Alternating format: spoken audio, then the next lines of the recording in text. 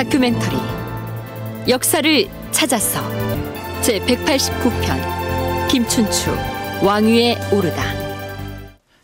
서기 654년 신라의 두 번째 여성 군주였던 진덕의 왕이 세상을 떠났습니다. 진덕의 왕에게는 자손이 없었기 때문에 당연히 진골 귀족 중에서 왕위 계승권자를 찾아야 했겠죠. 그 당시 누가 보더라도 신라 조정의 실력자는 김춘추였습니다. 그러나 그가 실력자라 해서 곧 왕위를 물려받을 대상이 되는 것은 아니었습니다. 김춘추는 임금의 자리에서 쫓겨났던 진지왕의 손자였기 때문에 출신 성분상 왕위를 물려받을 정통성을 갖춘 인물이 못 되었던 것입니다. 이런 상황에서 진골 귀족 중 단연 유리한 조건을 갖추고 있던 인물은 상대등 알천이었습니다. 어쨌든 신라의 29번째 임금으로 누구를 세울 것이냐를 놓고 화백회의에서 토론이 벌어졌겠죠. 자, 승하하신 진덕대왕의 장사를 잘 마쳤습니다. 그런데 하루라도 비워두어서는 아니 될 자리가 바로 용상입니다. 따라서 오늘 회의에서는 우리 신라를 이끌어 나갈 군주로서 누구를 모실 것인지 결정해야 할 것입니다. 진덕대왕을 끝으로 이제 더 이상 왕위에 오를 성골이 없으니 마땅히 진골 귀족 중에서 계승권자를 찾아야 할 것입니다. 그렇다면 당연히 화백회의의 의장이신 상대등 알천군께서 만인지상의 자리에 오르셔야 할 것입니다. 참한 말씀이시군요. 그래야지요. 알천궁이 맡아야죠. 자, 잠시 조용히 하시고 내 말을 좀 들으세요. 지금 우리 신라는 대단히 어려운 처지에 놓여 있습니다. 고구려와 백제, 그리고 바다 건너 외까지 군사연합을 해서 우리의 적대 세력이 됐어요. 이 난국을 헤치고 나가려면 당나라와의 동맹관계를 공고히 하고 당으로부터 군사지원을 받아내는 일이 절실합니다. 헌데 그런 일을 감당하기에 나는 너무 늙었습니다. 나이를 핑계로 막중 대사를 내려놓으려 하지 마십시오. 정녕 그렇다면 이 마당에 누가 왕위를 물려받아야 한단 말이오? 그 누란의 위기에 놓인 우리 신라를 구할 적임자가 있습니다. 네, 마땅히 그를 새로운 임금으로 천거할 것이요. 그게 적임자라니? 상대등이 다른 사람을 천거한단 말입니까? 내가 상대등으로서 추천하고자 하는 진덕대왕의 후임 군주는 바로 춘추공이요. 춘추공을 임금 자리에... 상대등 알천이 새로운 왕권 계승자로 천거한 사람은 바로 김춘추였습니다. 삼국사에서 관련 기록을 찾아보면 이렇습니다. 김춘추는 풍모가 영명하고 당당하였으며 어려서부터 정치의 뜻을 두었다. 그는 진덕왕을 섬겨 이찬의 직위를 지냈으며 당나라 황제가 특진을 제수하였다. 진덕왕이 사망하자 여러 신하들이 이찬 알천에게 섭정할 것을 요청하였다. 알천은 굳이 사양하며 나는 늙었고 이렇다 할 만한 덕행도 없다. 지금 덕망이 두텁기로는 춘추공만한 이가 없다. 그는 실로 세상을 다스릴 위대한 영웅이라 할 것이다 라고 말했다. 마침내 그를 받들어 왕으로 삼으려 하니 김춘추가 3번이나 사양하다가 마지못하여 왕위에 올랐다. 삼국사기에 나타난 김춘추의 왕위 등극 과정이 이렇습니다. 경북대 주부돈 교수의 얘기를 들어볼까요? 그런 알치는 이미 나이가 들었고 사실 허수아비가 된다는 것을 알고 있었기 때문에 김춘추에게 이 양보를 사실은 하게 되는 겁니다. 김춘추도 3번이나 요청했다가 못 이기는 척하고 즉기를 하게 되는 것은 명분을 쌓기 위한 거고 현실적으로 힘은 가지고 있지만은 사실상 반대하는 세력이 있고 다른 하나는 또 명분에 실제적으로 자기 할아버지가 왕위를 쫓겨난 상황에서는 정당하게는 왕위 계승을 할 수가 없는 그런 상황이었습니다. 그래서 즉위하기에 이르기까지는 오랜 이런 그 과정을 밟아서 마침내 그 즉위를 하게 되는 정당성 확보의 과정이었다. 김춘추가 출신 성분상의 불리함을 극복하고 왕위를 차지하기까지 오랜 준비 과정이 있었다 했는데 그 부분은 조금 뒤에서 살펴보기로 하죠. 한 가지 흥미로운 점은 알천을 비롯한 귀족들로부터 왕위에 오르도록 권유를 받은 김춘추가 3번 사양한 끝에 승낙했다는 대목입니다. 중국 삼국시대 촉한의 유비가 제갈공명을 3번 찾아가서 군사로 청했다는 데서 유래한 삼고초려가 생각나지 않습니까? 경주대 전덕재 교수는 김춘추가 스스로 왕위에 등극할 모든 준비를 갖춘 상황에서 단지 유교적 겸양의 미덕을 실천한다는 의미에서 3번 사양하는 모습을 보였을 것이라고 분석합니다. 화백회의에서 왕을 추대하는 게 관례였던 것 같습니다. 그래서 여기서도 마찬가지로 화백회의 추대를 받아서 아마 김춘추가 왕위에 올랐던 것 같고, 김춘추는 648년에 나당동맹을 체결한 이후에 이 중국의 문물을 적극적으로 수용을 해요. 그리고 그 자신의 이름도 이 춘추라고 하는 이름이 공자가 지은 그 역사책의 이름인 춘추에서 따온 겁니다. 그래서 상당히 그 유교적인 그런 그 정치 이념을 가지고 활동을 하고 이런 것들이 이제 김춘추에게 상당히 그런 행동으로서도 나타나는데, 그것이 뭐냐면 이제 왕위를 주니까 3번 양보하고 왕위를 받는 것, 이런 것들은 아마 유교적인 겸양의 미덕을 몸도 실천한다는 의미가 아마 담겨 있는 게 아닌가. 실제로 삼국사기 열전편의 김유신전을 보면 김유신과 알천 사이에 이미 김춘추를 왕으로 추대하기로 사전에 의견 조율이 됐던 것으로 나와 있습니다. 진덕왕 8년에 대왕이 돌아가셨으나 뒤를 이을 왕자가 없으므로 김유신은 재상인 이찬 알천과 모의하여 이찬 김춘추를 맞아 즉위시키니 그가 곧 무열왕이다. 실제로 당시 신라 조정의 모든 권력을 김춘추와 김유신이 장악하고 있는 상황에서 알천을 비롯한 귀족들 역시 김춘추의 왕위 등극을 당연한 것으로 받아들였겠죠. 다만 김춘추가 왕위에서 쫓겨난 진지왕의 손자라는 출신 성분상의 약점 때문에 화백회의 천거를 받았으나 3번 사양한 끝에 마지못해 왕위에 오르는 형식 절차를 밟음으로써 정통성을 확보하려 했을 것이다. 이런 얘기입니다. 자, 그런데 김춘추를 신라 제29대 태종 무열왕이 되도록 그 바탕을 만든 2사람이 있었습니다. 물론 첫 손가락으로 꼽아야 할 사람은 김춘추의 아버지 김용춘이었습니다. 태종 무열왕이 즉위하였다. 왕의 이름은 춘추로서 진지왕의 아들인 이찬 용춘의 아들이다. 삼국사기에는 이렇게 기록되어 있고, 제29대 태종 무열왕의 이름은 춘추요 성은 김씨이니 각간 용수의 아들이다. 삼국유사에는 이렇게 올라와 있습니다. 그러니까 진평왕 지지 세력에 의해서 쫓겨났던 진지왕의 아들이 용춘 혹은 용수라고 불리는 사람이었고 그의 아들이 김춘추인 셈이죠. 그런데 김춘추의 아버지 김용춘의 출생에 관해서 흥미로운 가설이 제기되기도 합니다. 삼국유사에 실린 도하녀와 비영랑이라는 제목의 설화를 소개한 적이 있죠. 다시 간략하게 소개하면 이런 내용입니다. 진지왕 때 사량부 백성의 딸이 있어 자색이 곱고 아름다워 세상 사람들이 복숭아꽃에 비유하여 그녀를 도하녀라 불렀다. 왕이 소문을 듣고 그녀를 궁중으로 불러 상관하려고 하니 남편이 있는 몸이라 하여 거절하자 왕은 그녀를 돌려보냈다. 진지왕은 곧 임금 자리에서 쫓겨난 후 세상을 떠났고 그 도화녀의 남편도 죽었다. 죽은 지 열흘 만에 갑자기 왕이 여자의 방에 나타났는데 죽은 진지왕의 혼령과 도하녀라는 여자가 관계하여 사내 아이가 태어났는데 그 사내 아이를 진지왕의 뒤를 이어 왕위에 오른 진평왕이 거두어서 궁중에서 기른 다음에 벼슬을 주었다. 그의 이름이 비영랑이다.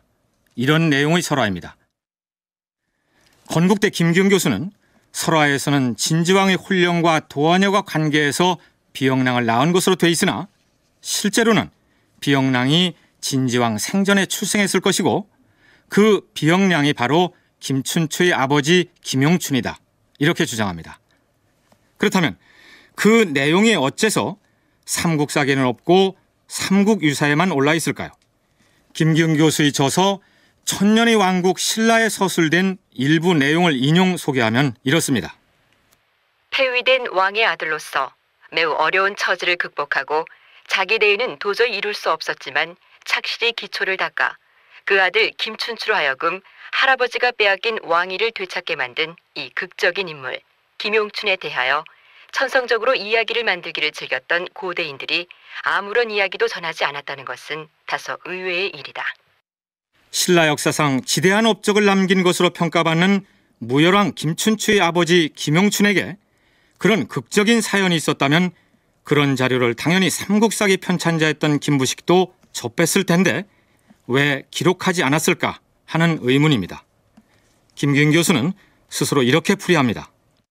융통성이 다소 부족하고 유교적 합리주의에 젖어있던 김부식 등의 사관들은 도화녀와 비형랑 설화를 너무나 황당하여 믿을 수 없는 이야기라고 여겨서 삼국사기의 편찬에서 빼버렸으나 전통적인 것을 사랑하며 직관적인 감각을 가졌던 이련에 의해 그것이 담고 있을 진실의 가능성이 참작되어 삼국유사 기이편에 실림으로써 오늘날까지 그 비밀을 전해줄 수 있었던 것이다. 그렇다면 삼국유사에 실린 그 설화 속의 비형랑이 무열왕 김춘추의 아버지 김용춘일 가능성이 있다는 김기흥 교수의 주장에 대해서 우리가 만났던 두 교수는 어떤 견해를 가지고 있을까요? 용춘의 연령으로 보면 진지왕이 왕위를 쫓겨나고 사망하였을 때 일령은 아주 어린 나이 혹은 유복자였을 가능성도 굉장히 높습니다. 그래서 나중에 진평왕이 왕궁 궁중에 데려다가 길렀다 이렇게 나와 있는데 그런데 거기에 정상적인 모의 자기 어머니가 아마 당시 신라사회 지배청에서 용인이 되는 그런 혈통은 아니었을 가능성이 있다고 보여져요. 그래서 아마 그 설화로서 도화녀와 비형랑과 같은 그런 형태로 만들어진 것이 아닌가 생각이 돼요. 경북대 주호돈 교수는 설화 속의 비형랑이 김춘추의 아버지 용춘이었을 가능성이 있다고 얘기합니다. 다만 비형랑은 진지왕이 도화녀라는 유부녀와 관계를 하여 잉태했으나 왕이 죽은 다음에 태어난 유복자로서 진평왕의 보살핌을 받아 성장했을 것이다. 이렇게 추정합니다. 반면에 경주대 전덕재 교수의 견해는 다릅니다. 진지왕의 이 부인이 정비가 박씨로 나옵니다.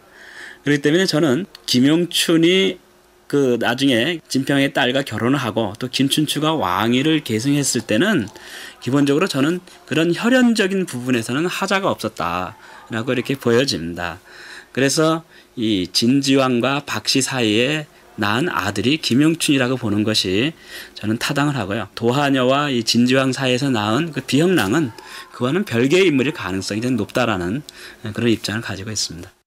훗날 진평왕이 자신의 딸을 김용춘에게 출가시켰는데 만일 김용춘의 어머니가 비천한 도하녀였다면 그렇게 했겠느냐. 따라서 김용춘과 설화 속의 비형랑은 별개의 인물이다. 이런 의견입니다. 그러나 김용춘이 비형랑과 동일인이든 별개의 인물이든 왕위에서 쫓겨난 진지왕의 아들이라는 점은 큰 약점이었는데 다행히 진평왕이 그를 내성사신으로 기용하는 등 지원을 아끼지 않은 바람에 착실히 자기 기반을 닦을 수 있었고 그것이 결국 아들인 김춘추를 왕으로 만드는 바탕이 되었다는 점에서는 두 사람의 견해가 일치합니다.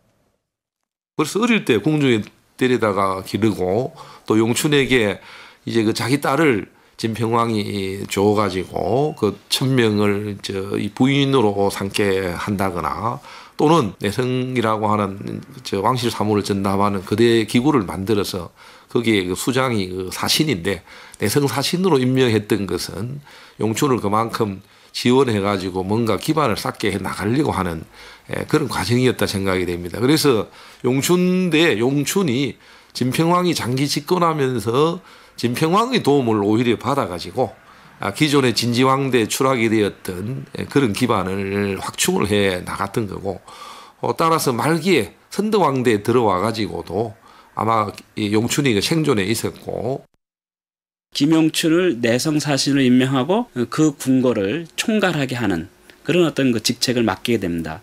그리고 이 내성 사신이라고 하는 것은 왕족 가운데 적당한 인물이 있으면 임명하는 그 관례였던 것으로 보여집니다. 어떻게 보면 이제 왕의 이 측근으로서 왕을 보좌하는 중요한 역할을 했던 것으로 보여지는데, 진평왕 44년에 진평왕이 이제는 상당히 나이가 들어서 진골 귀족들을 견제하기 위해서는, 또 그들을 견제하고 왕권을 강화하기 위해서는 그들과 대립될 수 있는 김용춘을 적극적으로 등용했던 것이 아닌가 이렇게 추정이 됩니다. 그렇다면 아들의 권력 기반을 마련해주기 위해서 그토록 헌신했던 김용춘은 아들 김춘추가 왕위에 오르는 모습을 지켜봤을까요? 삼국사계는 선덕왕 때를 끝으로 더 이상 김용춘의 활동에 대한 기록이 보이지 않습니다. 따라서 그는 선덕의 왕 말기쯤에 이미 세상을 떠난 것으로 여겨집니다. 그럼 이제 김춘추를 왕위에 오르게 만든 또 한 명의 인물을 살펴보기로 할까요? 우선 삼국사기 신라본기 무열왕 즉위 기사를 다시 살펴보기로 하죠. 무열왕의 어머니 천명 부인은 진평왕의 딸이고 왕비 문명 부인은 서연 각찬의 딸이다. 무열왕의 왕비, 즉 김춘추의 아내는 문명 부인인데 서연의 딸이라고 되어 있습니다.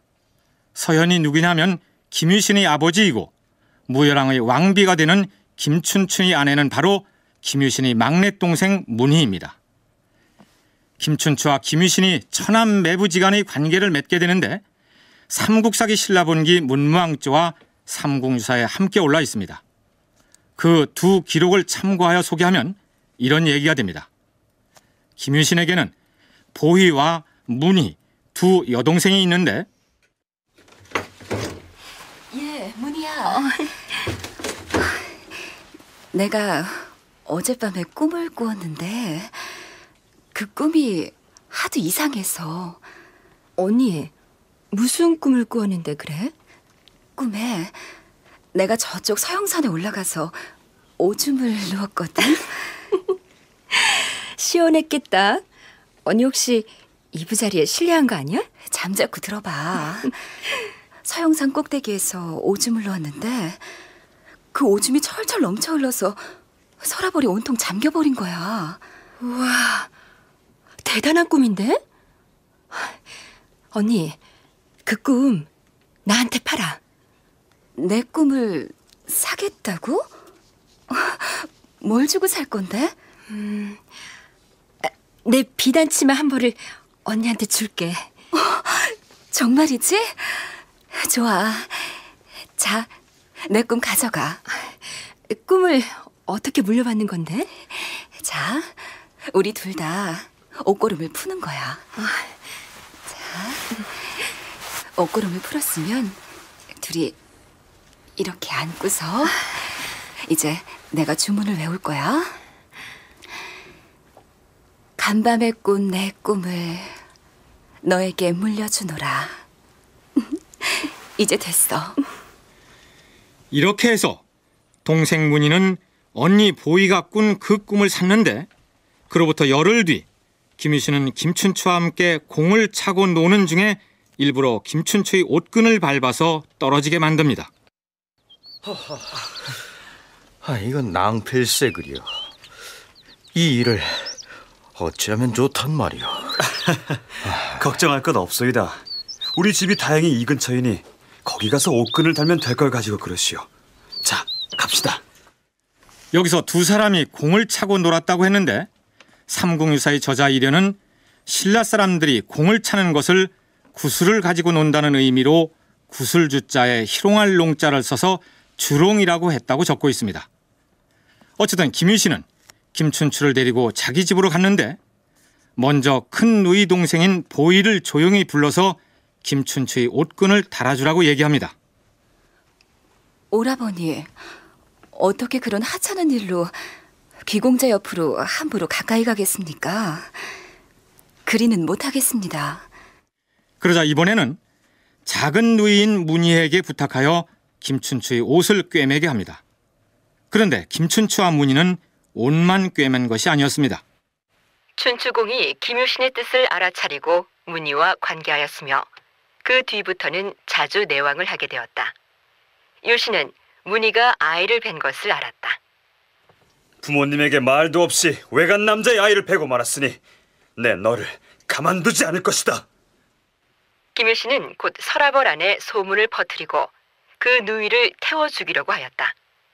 하루는 선덕왕이 남산에 놀러 갔는데 그 기회를 틈타서 김유씨는 일부러 마당에 장작을 쌓아놓고 불을 질렀다. 아니, 저 연기가 어디서 나는 것인가? 네 집에서 불이 난 것이냐? 아니옵니다, 대왕마마. 아마도 유신이 그 누이를 태워 죽이는 모양이옵니다. 뭐라? 유신이 누이를 태워 죽이다니. 누이가 무슨 잘못을 했단 말이냐? 그 누이가 남편도 없이 아이를 뵌 까닭으로. 그것이 누구의 소행이냐? 대왕마마, 사실은 소인이... 김춘추, 그대의 소행이로구나. 뭘 하고 있는가? 빨리 가서 유신의 누이를 구원하지 않고. 예, 대왕마마.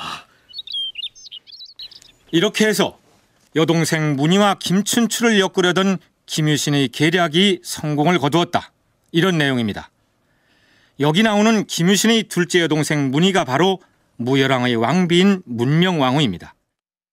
김춘추와 문희의 결혼에 얽힌 설화를 소개한 김에 이 설화의 형식을 분석해 보도록 하겠습니다. 우선 보이가 꿈에 산에 올라가서 오줌을 누웠고 그 오줌이 왕경인 서라벌을 잠기게 했다는 내용인데 한편으로는 황당하면서도 흥미롭습니다. 전덕재 교수의 얘기를 들어보기로 하죠. 설화적으로 이제 해석하기를 어떻게 해석하냐면은 뭐랄까, 오줌을 많이 싼다라고 하는 것은 배설물이 많다라고 하는 그 의미와 연결이 된다고 합니다. 이런 것들 우리가 설루몽설화라 그래요. 설루몽설화라 그러는데 이런 그 설루몽설화는 그 이전에 이 거인설화와 연결이 된다 그래요. 그래서 이 거인이 이 세상에 나타나서 세상을 창조하고 뭐 그 창제 그 신화라고 하는 것을 구체적으로 얘기하면 이제 이 세상의 시원을 밝히는 그 창제 신화의 주체가 되는 인물이 이제 거인으로 많이 묘사가 됩니다. 꿈에 오줌을 눈다 하여 설유몽설화라고도 하고 꿈을 사고 판다고 하여 매몽설화라고도 부르는데 이런 종류의 설화는 중국의 기록에서도 자주 발견됩니다. 고려태조 왕건의 집안 내력을 기록해 놓은 고려사에도 유사한 내용의 설화가 등장합니다. 자세한 내용은 나중에 고려사를 탐색할 때 살펴보기로 하고 여기서는 거두절미하고 관련 부분만 소개하기로 하겠습니다. 보육은 훗날 두 딸을 낳았다. 작은 딸은 이름을 진이라 하였는데 진이가 15살 되었을 때였다. 그의 언니가 오간산 꼭대기에 올라 소변을 보니 소변이 흘러 천하에 넘치는 꿈을 꾸었다.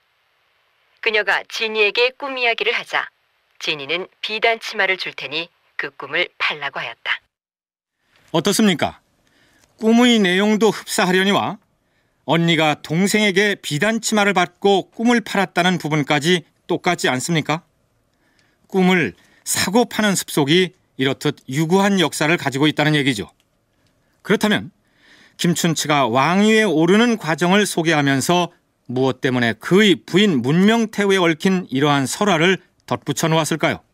새로운 왕조를 개청하거나 또는 비정상적으로 왕위를 계승한 사람들과 연관되는 설화가 있다는 거죠. 그래서 이러한 그 설루몽설화 또는 이 매몽설화라고 하는 것은 기본적으로 이 비정상적인 상황에서 이 왕위 계승을 하거나 또는 왕조를 교체했을 때 그것을 합리화시켜주는 그런 기능을 한다 그럽니다. 그래서 이 고려 시대에 나타나는 그 여러 가지 그 설루몽설화나 매몽설화, 보이와 문희의 어떤 그 이 매몽설화도 바로 김춘추가 진덕여왕을 이어서 그러니까 성골이 아닌 사람인 그 김춘추가 진골로서 왕위에 오른 것을 어떻게 보면 이제 합리화 또는 정당화 시켜주는 그런 어떤 그 설화로서의 그 역할을 한다고 이렇게 이제 설화학적으로 분석을 하고 있습니다. 그럼 이번에는 김유신의 처지에서 생각해 보도록 하겠습니다. 설화의 내용을 보면 김유신은 치밀한 간계를 써서 자신의 여동생과 김춘추와의 결혼을 성사시키고 있는데 김유신은 어째서 그처럼 김춘추에게 적극적으로 접근했을까요? 가야의 역사를 소개할 때 살펴보았던 것처럼 김유신은 지금의 김해 지역에서 번성했다가 결국 멸망하여 신라에 항복했던 금관가야 왕족의 후손입니다. 금관가야의 마지막 임금이었던 구해왕이 김유신의 증조부가 됩니다. 간단히 말해서 김유신 가문은 신라 귀족의 본류가 아니고 신라로 투항해온 패망국 왕족의 후예였기 때문에 신라의 귀족 사회에서 제대로 대접을 받지 못하는 처지였습니다. 열전편 김유신전을 보면 김유신의 아버지 김서연이 진흥왕의 동생인 스클종의 딸 만명부연과 결혼하는 과정을 이렇게 기록하고 있습니다. 처음 서현이 길에서 갈문왕 입종의 아들인 수클종의 딸 만명을 보았을 때 내심으로 기뻐하여 그녀에게 눈짓을 하여 중매도 없이 야합하였다. 서현이 만노군의 태수가 되었을 때 만명 부인과 함께 가려 하니 수클종은 비로소 자신의 딸이 서현과 야합한 사실을 알고 그녀를 미워하여 별채에 가두고 사람을 두어 지키도록 하였다. 그러던 중 갑자기 대문에 벼락이 쳐서 지키던 사람이 놀라 정신을 차리지 못했을 때 만명 부인이 창문으로 나와 마침내 서현과 함께 만노군으로 갔다. 이 만명 부인과 김서연 사이에서 김유신과 보희, 문희가 태어난 것입니다. 금관가야 왕족의 후예로서 가졌던 그 핸디캡 이런 것들을 진흥왕의 동생인 수클종과 결합함으로써 이 전통적인 진굴 귀족과 연결하면서 자기의 가문의 위세를 아마 상당히 이제 이 넓히려고 노력을 했던 것 같은데 여기에 대한 이제 이 전통적인 진굴 귀족들의 반발이 바로 수클종이 자기의 딸인 만명부인을 별채에 가둬서 반대하는 것으로 나타나는 것으로 보여집니다. 이것은 이제 단적으로 바로 이 김유신 가문이 이 전통적인 진굴 귀족들에 의해서 상당히 견제를 받고 어떻게 보면 이제 왕따를 당하고 있는 그런 그 현상이라고 할 수 있어요. 그런데 그와 동병상련의 입장에 있었던 게 바로 김춘추였습니다. 김유신으로서는 자신의 아버지 김서연이 어머니인 만명부인과 결혼할 때 겪었던 우여곡절을 전해 들었을 것이고 따라서 가야의 후손인 자신이 신라의 왕족으로부터 받아들여지기가 쉽지 않다는 사실을 알았겠죠. 그래서 왕족인 진골 귀족 중에서도 역시 왕위에서 쫓겨난 진지왕의 손자라는 핸디캡을 지니고 있던 김춘추와 결합하는 것이 용이하다고 판단했을 것으로 보입니다. 김춘추도 전통적인 진굴 귀족들에게 이제 그 왕위에서 쫓겨난 진주왕의 후손이었죠. 어떻게 보면 이 진골 귀족들은 이 김용춘이나 김춘추가 권력의 핵심에 들게 되면 자신들에게 보복을 할 가능성이 상당히 높았겠죠. 그러니까 자연적으로 이 진골 귀족들은 이 김용춘이라든가 김춘추에 대한 견제가 상당히 심했던 것으로 보여집니다. 어떻게 보면은 이 김춘추도 상당히 왕따를 당하는 입장이었다고 할 수 있는 거죠. 그래서 이 김유신의 경우는 아마 동병삼년의 입장에서 그리고 또 전통적인 또 이 왕족에 해당하는 김춘추를 자기 세력으로 끌어들임으로써 나름대로 전통적인 진골 귀족들과 대결할 수 있는 그런 게 권력 기반을 확보할 수 있지 않았을까라고 하는 생각을 했던 것 같습니다. 그러나 문희가 김춘추와 결혼함으로써 김유신과 김춘추의 관계가 급작스럽게 가까워진 것은 아니었습니다. 이미 두 가문의 경우 아버지 대에서부터 유대를 쌓아온 것으로 보입니다. 삼국사기 진평왕 51년의 기록을 보면 진평왕은 대장군 김용춘과 김서현 그리고 부장군 김유신을 파견하여 고구려의 낭비성을 침공하였다. 이렇게 되어 있습니다. 이 전쟁이 김유신으로 치면 일종의 데뷔전이었던 셈인데 그때도 김유신의 아버지 서현과 김춘추의 아버지 용춘이 함께 전장으로 나가고 있는 모습이 묘사되어 있습니다. 진골 귀족으로 편입이 되어 있지만은 정통 진골 귀족 사회에 안착하지 못하는 그런 결과를 가져왔는데 아마 두 사람이 가지고 있던 사회적 처지 이와 같은 처지를 극복해 나가고자 하는 그런 그 입장에서 아마 의기가 통합이 되었고 따라서 이들은 자기 아버지 때부터 쌓아왔던 거 요거는 이제 결과적으로 그 쌓아왔던 것을 훨씬 더 강고하게 결속시켜 나가는 그런 과정에서 문희와 김춘추의 그 결혼 이야기가 나오게 되었다고 생각이 됩니다. 김춘추는 아마 당시에 이미 결혼한 상태였는데 김춘추의 나이 등 여러 정황으로 보아서 그는 당시에 이미 부인과 자식을 두고 있는 상태에서 문희와 혼례를 치렀던 것으로 여겨집니다. 그렇다면 김춘추와 문희 사이에 태어난 자녀 관계는 어떻게 될까요? 삼국유사에서는 후에 문무왕이 되는 태자 범민을 비롯해서 인문, 문왕, 노차, 지경, 개원 등 6명의 아들 이름을 나열하고 나서 그 모두가 문희의 소생들이니 당시에 꿈을 샀던 징험이 여기서 나타났다라고 적고 있습니다. 뿐만 아니라 문희의 소생이 아닌 5명의 아들, 딸을 서자들이라는 사족을 달아서 그 이름을 따로 소개하고 있습니다. 그렇다면 뒤늦게 김춘추와 결혼한 문희의 자식들이 기존의 본처 자식들을 서자로 밀어내고서 적자의 자리를 차지한 것일까요? 달리 설명이 없어서 자세한 내막을 알기는 어렵습니다. 분명한 것은 문희의 소생들이 신라 조정의 핵심 관직을 차지하고 있었다는 사실입니다. 이렇게 됨으로써 무열왕과 김유신의 관계는 더욱 공고하게 결속되었을 것이고 이 두 사람의 강력한 결속은 다른 귀족 세력을 압박하는 효과가 있었을 것입니다. 구귀족 세력, 그다음에 태종 무열왕계와 김유신 가문, 신귀족 세력. 그러니까 그 경쟁 구도가 완전히 없어지지 않고 그대로 유지되는 구도라고 볼 수 있습니다. 그랬을 때 태종 무열왕이 왕권을 강화할 수 있는 그 방법은 결국은 자기 자식들이나 김유신 그 집안 사람들을 적극적으로 등용을 해서 그들을 요직에 앉혀서 이 권력의 이 중추에 서게 함으로써 왕권 강화를 그 획책할 수 있고 그리고 전통적인 구귀족들을 누를 수 있는 그런 어떤 그 상황이라고 볼 수 있습니다. 그래서 자기의 자식들을 적극적으로 등용하고 김유신도 중요 요직에 등용한 것은 바로 이 왕권 강화, 태종 무열왕의 왕권 강화 연결시켜서 설명할 수 있다. 삼국유사의 기록 하나를 더 소개하기로 하죠. 어떤 임금이 왕위에 올랐을 때 왕권의 정통성을 강조하기 위해서 그 주인공은 보통 사람보다 훨씬 뛰어난 능력을 지닌 것으로 묘사됩니다. 그런데 무열왕의 경우는 그 출중한 능력을 소개하는 기사가 조금 특이합니다. 왕이 먹는 식사로는 하루에 밥 짓는 쌀이 서마리요, 수콩이 9마리였다. 경신년에 백제를 멸망시킨 후부터는 점심을 없애고 다만 아침과 저녁만 먹었는데 그래도 두 끼를 합치면 하루 쌀 10말, 술 10말, 꽁 10마리였다. 당시 도성 중심에 있는 저작거리의 물가는 배 한 필에 벼가 30석 혹은 50석으로서 태평성대라 일렀다. 아침 저녁 두 끼 식사로 쌀을 6말에다가 술 6말 그리고 꽁 10마리를 요리해서 먹었다는데 물론 실제로 그렇게 먹었을 리야 없었겠죠. 그렇다면 왕을 이처럼 엄청난 양의 식사를 하는 거인으로 묘사한 이유가 무엇일까요? 전덕재 교수는 이 거인설화 역시 앞에 소개했던 매몽설화와 마찬가지로 새로운 왕조를 개창하거나 혹은 비정상적인 방법으로 왕위를 계승했을 때 그 주인공을 보통 사람과 구분하기 위해서 신성시했던 경향이 있었다고 설명합니다. 그 소지왕이 죽은 다음에 지증왕이 즉위했을 때 그건 정상적인 왕위 계승이 아니었습니다. 그다음에 진덕여왕에서 태종 무열왕의 왕위 계승도 정상적이 아니었던 거죠.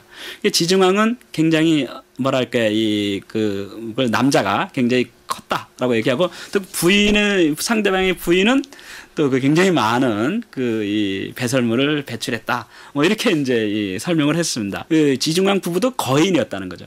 그다음에 이 태종 무열왕도 굉장히 많이 먹고 있습니다. 그것도 거인의 형태로 나타났다는 거죠. 그래서 바로 이런 거인설화와 연결시켜 봤을 때 바로 이 비정상적인 왕위 계승을 했던 두 왕에 대해서 그들의 왕위 계승을 합리화 또는 신성화시켜주는 그런 역할을 했던 것이 바로 이런 그 서술로 나타나는 게 아니냐. 지증왕이 즉위했을 때 성기가 너무 커서 배필을 구하기가 어려웠다고 묘사한 것은 지증왕이 조카였던 소지왕을 폐위시키고 왕권을 강탈했기 때문에 새로 왕위에 오른 임금이 신성하고 위대한 사람이었다는 점을 강조할 필요가 있었기 때문에 그렇게 한 것이고 무열왕 김춘추 역시 폐위된 진지왕의 손자라는 떳떳지 못한 신분으로서 왕위에 올랐기 때문에 어마어마한 양의 식사를 하는 거인으로 묘사했을 것이다. 이런 분석입니다. 그렇다면 또 한 가지, 저잣거리 물가가 배 한 필에 벼가 30석 내지 50석이었다 했는데 그렇기 때문에 태평성대였다는 얘기는 무슨 뜻일까요? 농작물이 소출이 넉넉하지 않았던 당시의 형편에서 그 귀한 벼를 30석이나 50석을 갖다 주어야 겨우 배 한 필을 구할 수 있었다면 일반 백성들은 헐벗고 다녀야 할 정도로 물가가 비쌌다는 얘기가 되는데 어째서 그런 상황을 태평성대라고 했을까요? 그런데 전덕재 교수는 발상을 바꾸면 그 반대의 해석이 가능하다고 얘기합니다. 배 한 필에 30 내지 50석을 샀다는 얘기는 쌀이 기본적으로 사람들이 먹는 식량의 가격이 굉장히 쌌다는 얘기예요.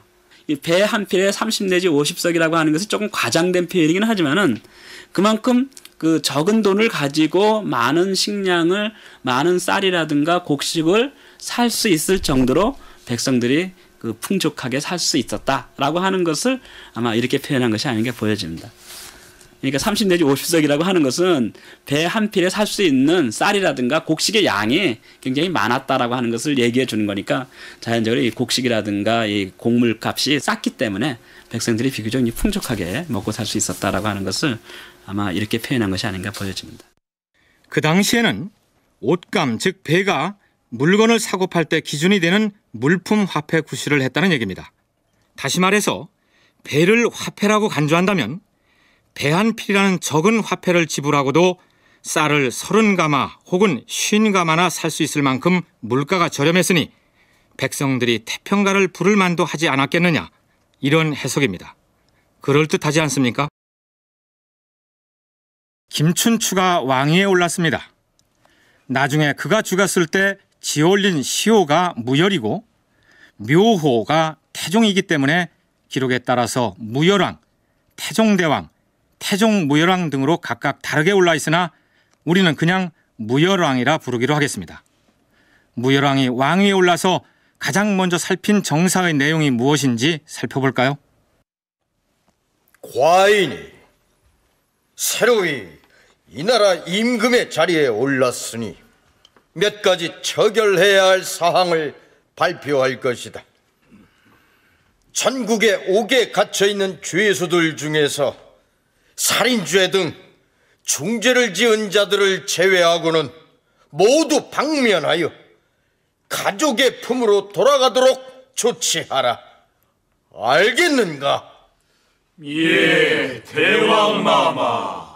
그리고 초정 중신들의 청에 따라서 과인의 선친을 문흥대왕으로 추봉할 것이며 모친 또한 문정태후로 추봉할 것이다. 이때 무열왕 김춘추의 아버지 김용춘은 물론 무열왕의 어머니도 이미 이 세상 사람이 아니었습니다. 따라서 새로 왕위에 오른 김춘추가 생전에 왕과 왕비가 아니었던 자신의 부모 영전에다 문흥대왕과 문정태후라는 봉작을 추정하였다, 이런 얘기입니다. 그런데 이 프로그램을 계속 들어온 청취자라면 무열왕의 이런 조치가 낯설게 느껴질 것입니다.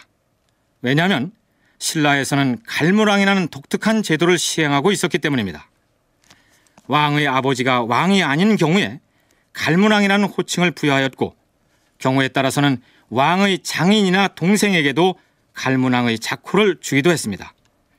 그런 선례에 비춰보면 이미 세상을 떠난 김춘추의 아버지에게도 무슨 갈무랑을 추정해야 옳을 테인데 새삼스럽게 문흥대왕이라는 대왕의 칭호를 부여하고 있으니 어떻게 된 일일까요?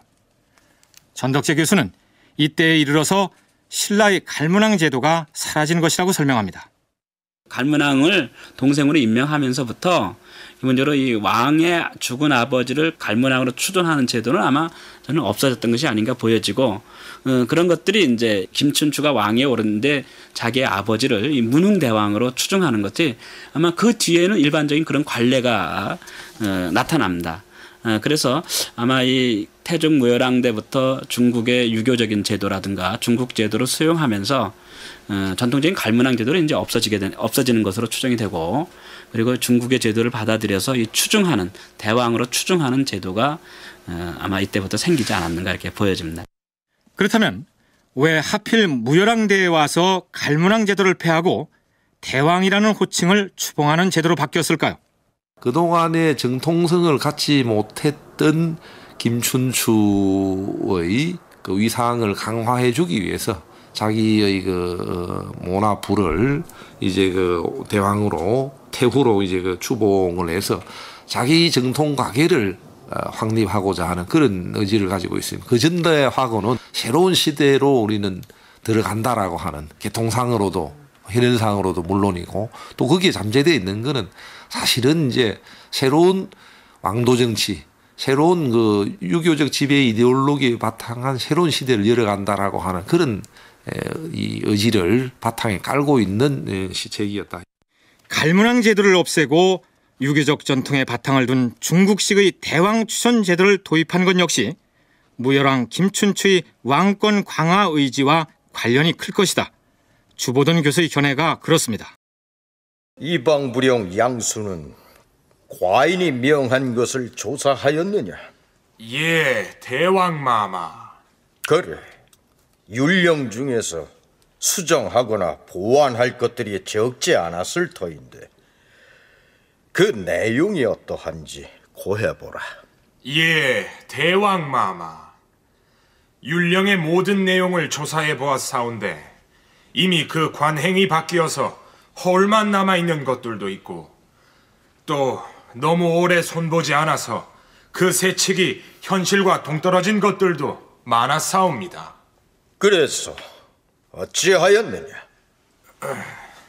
여기 수정 보완한 율령을 대왕마마께 올리겠사옵니다.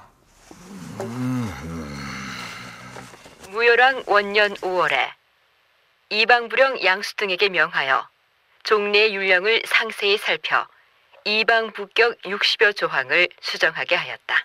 무슨 내용인지 금방 이해가 안 가지요. 우선 율령이 구체적으로 어떤 것인지 전덕재 교수의 설명부터 들어보시죠. 율령이라고 하는 것은 크게 율령, 격, 식으로 나눠집니다. 근데 이 격이라고 하는 것은 이 백관과 이 담당 관리들이 일상적으로 해야 되는 일을 규정한 게 바로 이 격입니다. 여기서 말하는 이방부라고 하는 것은 바로 이런 그 형률에 관한 일을 맡아보는 기관이에요. 그러니까 아마 이방부에서 형률에 관한 맡아보는 일을 그 관장하는 기관이기 때문에 자연적으로 율령 격식을 정비했을 때 그 격에 관해서 그러니까 각 담당 관청들이 어떠한 일을 해야 되고 항상적으로 해야 될 일이 뭐다라고 하는 것을 이때 정한 것으로 이렇게 보면 됩니다. 율령의 체계와 성격이 이렇다는 얘기인데 그렇다면 무열왕이 60여 조항이나 고치라고 했다는 것은 율령의 어떤 부분을 수정 보완했다는 얘기일까요? 주보던 교수가 설명합니다. 율령이라고 하는 것이 요즘 표현으로 하면 뭐 율과 영으로 구성이 되어 가지고 국가를 경영하는 기본적인 체계, 시스템 전부를 담고 있는 그릇입니다. 그런데 우리나라 오늘날 헌법처럼 전부를 다 담을 수가 없는 거죠. 세세한 것까지. 또 시대가 자꾸 이제 그 변해 나간단 말이죠. 시대가 자꾸 변해 나가기 때문에 그 변해 나가는 것을 율령을 수시수시로 고쳐 나갈 수가 없는 거죠. 그래서 거기에 보완적으로 하위에 율령의 하위 개념으로 필요한 게 격과 식입니다. 쉽게 풀이해서 현대사회에서 국가가 지향해야 할 방향을 큰 틀에서 제시한 것이 헌법이라면 당시에는 율과 영으로 이루어진 율령이 곧 헌법의 구실을 했다는 얘기죠. 그 헌법의 정신을 실천하는 하위법, 즉 법률이나 명령 같은 것들은 변화하는 시대에 맞춰서 개정하거나 보완해야 하는데 바로 그 법률이나 명령에 해당하는 것이 격과 식이라는 얘기입니다. 따라서 무열왕이 즉위하자마자 현실에 맞지 않는 격과 식을 60여 항목이나 수정하였다. 이런 내용입니다. 대왕마마, 소인 대당의 황제폐하가 내리신 조서를 지참하고 찾아온 사신이옵니다. 오, 그래요. 먼 길 오느라 수고가 많아서. 그래, 그대 나라 황제께서 어떤 내용의 국서를 보내셨소?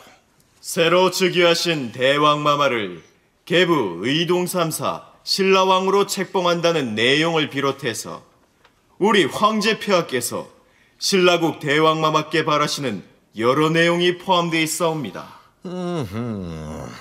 잘 알았으니 객관에 가서 객구를 풀도록 하시오.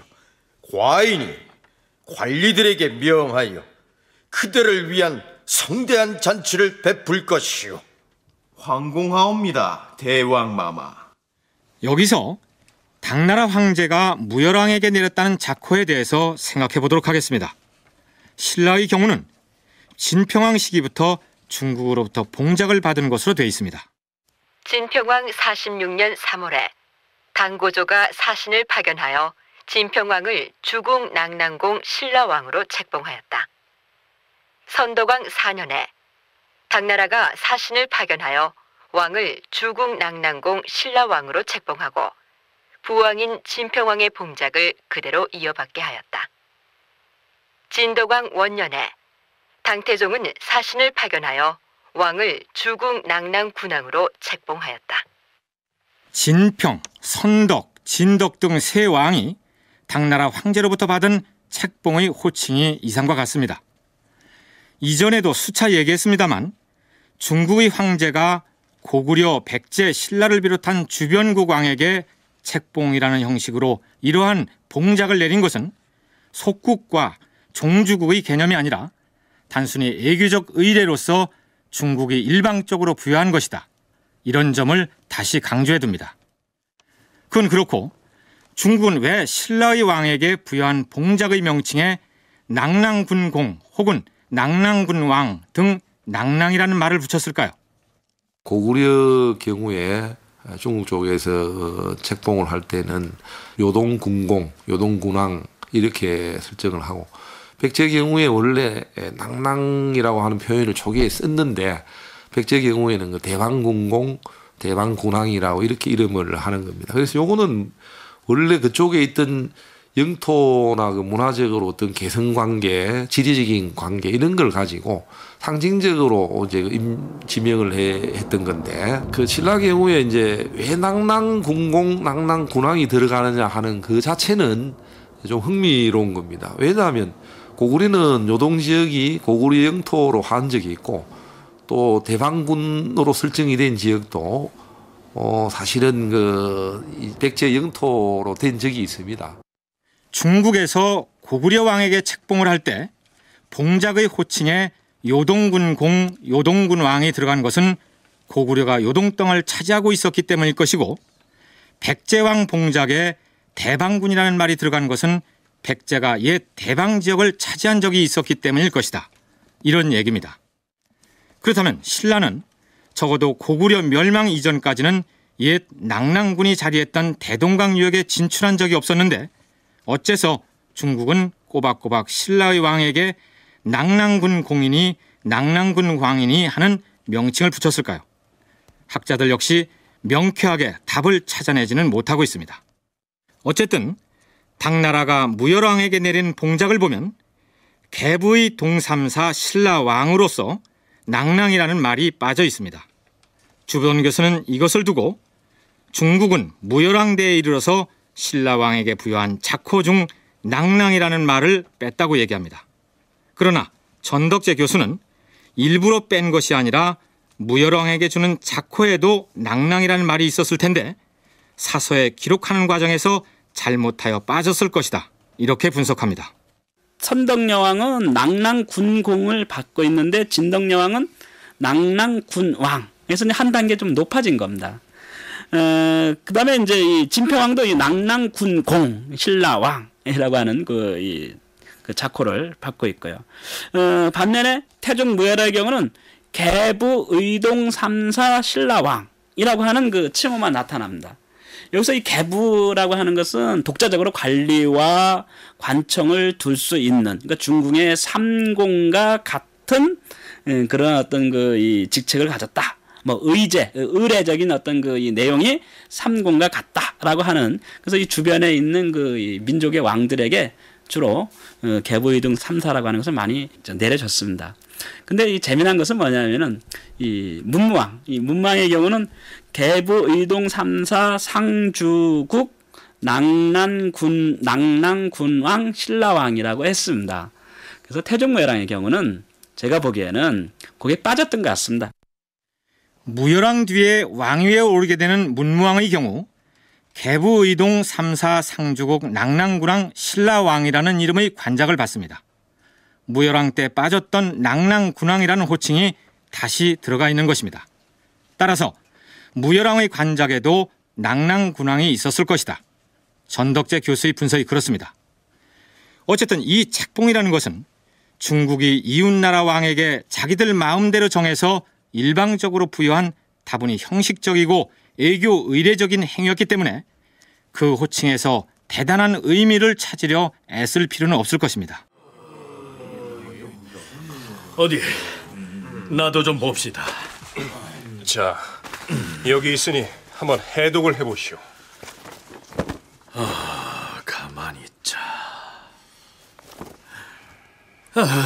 이 무슨 뜻인지. 어떻소? 해독을 하시겠소? 글쎄요, 도통 모르겠소이다. 이거 큰일이 아니오. 곧 대왕마마께서 당도하실 터인데 이 난다긴다 하는 대신들이 다 모였는데도 이 문안이 무슨 뜻인지 모른 데서야 이게 무슨 창피요? 대왕마마께서 창피를 당하는 것은 둘째 문제고, 당장 이 서찰의 문구 해독을 못하면 당나라에 답신을 보낼 수도 없을 뿐더러 외교적으로도 큰 망신을 당할 것 아니겠소? 어떤 상황이냐 하면 무열왕이 즉위하자 당나라의 사신이 와서 조서를 전해주었는데 그 조서의 내용 가운데 이해하기 어려운 부분이 있어서 무열왕이 대신들에게 해독을 해보라 했는데 아무도 그 의미를 풀어내지 못했다. 이런 얘기입니다.